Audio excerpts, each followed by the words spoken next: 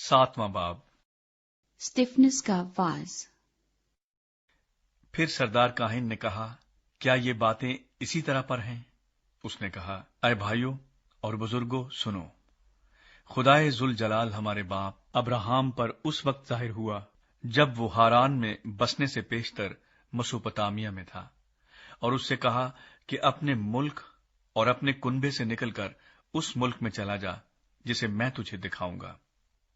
इस पर वो कसदियों के मुल्क से निकलकर हारान में जा बसा, और वहां से उसके बाप के मरने के बाद खुदा ने उसको इस मुल्क में लाकर बसा दिया जिसमें तुम अब बसते हो, और उसको कुछ मिरास बल्कि कदम रखने की भी उसमें जगह न दी, मगर वादा किया कि मैं ये जमीन तेरे और तेरे बाद तेरी नस्ल के कब्जे में कर दूंगा।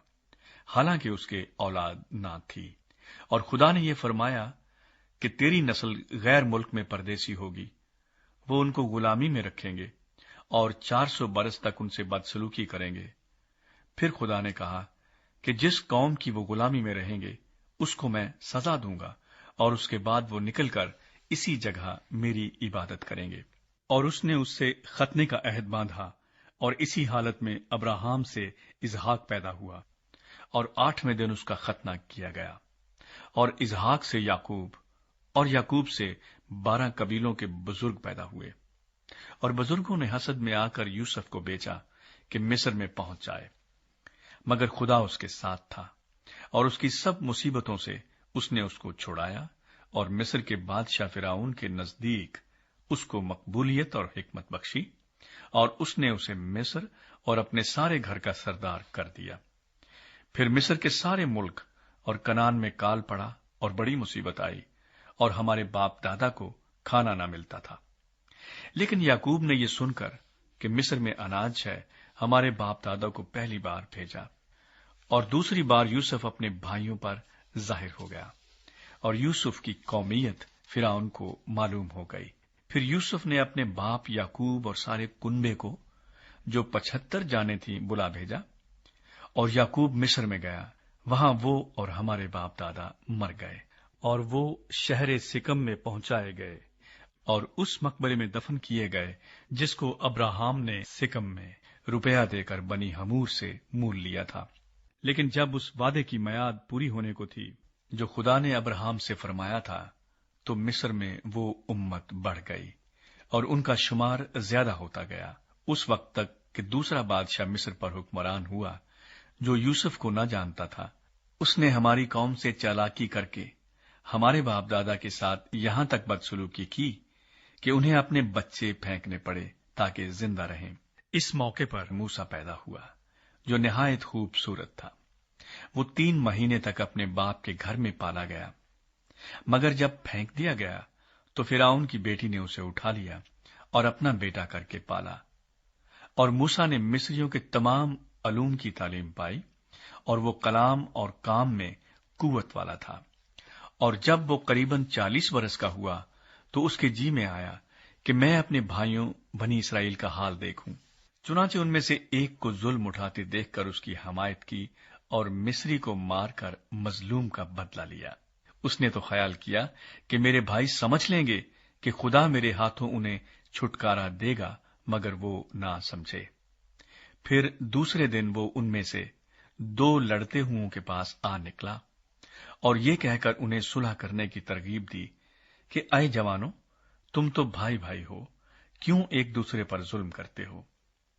लेकिन जो अपने पड़ोसी पर जुल्म कर रहा था, उसने ये कहकर उसे हटा दिया कि तुझे किसने हम पर हाकिम और काजी मुकर्रर किया? क्या तू मुझे भी कत्ल करना चाहता है, जिस तरह कल उस मिस्री को कत्ल किया था?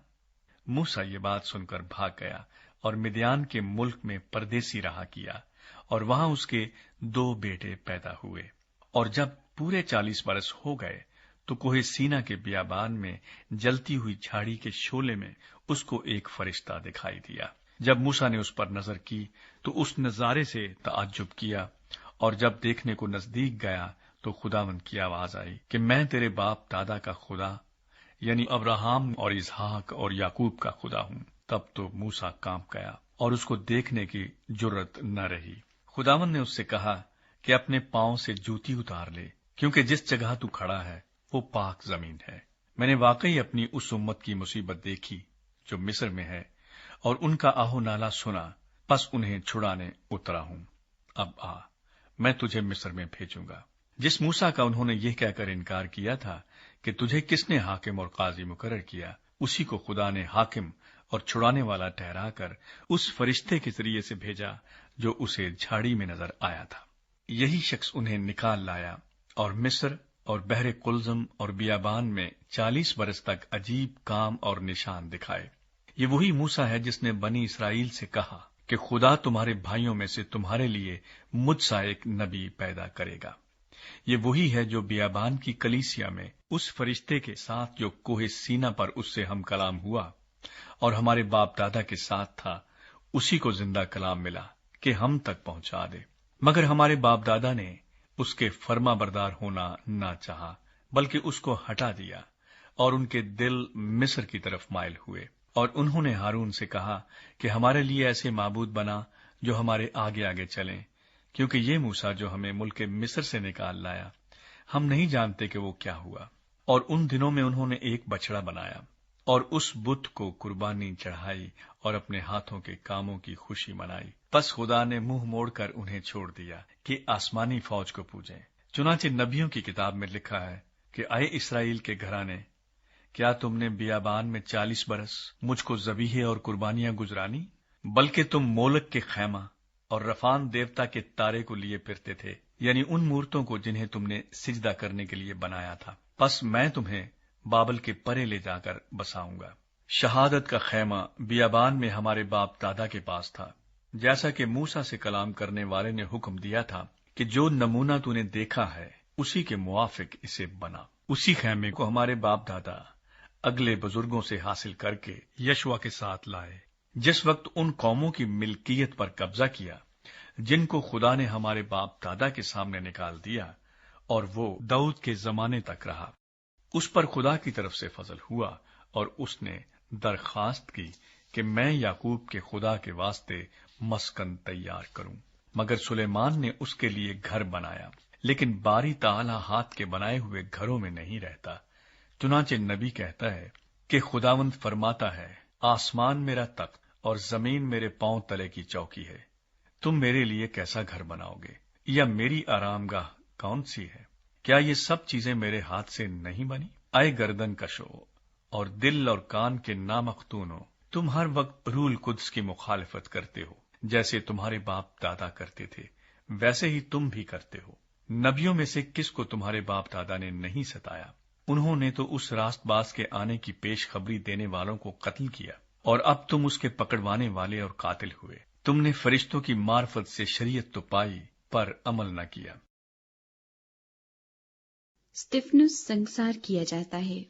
جب انہوں نے یہ باتیں سنی تو جی میں جل گئے اور اس پر دانت پیسنے لگے، مگر اس نے روح القدس سے معمور ہو کر آسمان کی طرف غور سے نظر کی، اور خدا کا جلال اور یسوع کو خدا کی دہنی طرف کھڑا دیکھ کر کہا کہ دیکھو، میں آسمان کو کھلا اور ابن آدم کو خدا کی داہنی طرف کھڑا دیکھتا ہوں۔ مگر انہوں نے بڑے زور سے چلا کر اپنے کان بند کر لیے اور ایک دل ہو کر اس پر جھپٹے، اور شہر سے باہر نکال کر اس کو سنسار کرنے لگے۔ اور گواہوں نے اپنے کپڑے سول نام ایک جوان کے پاؤں کے پاس رکھ دیے۔